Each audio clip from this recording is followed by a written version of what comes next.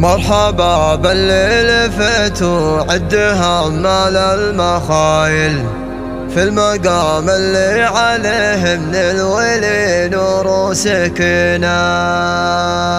باسم ماشع وابن ماشع يا هلا بكل الحمايل، ورددوا كل الهداين التراحيب الثمينة. يا ابو تركي والله انك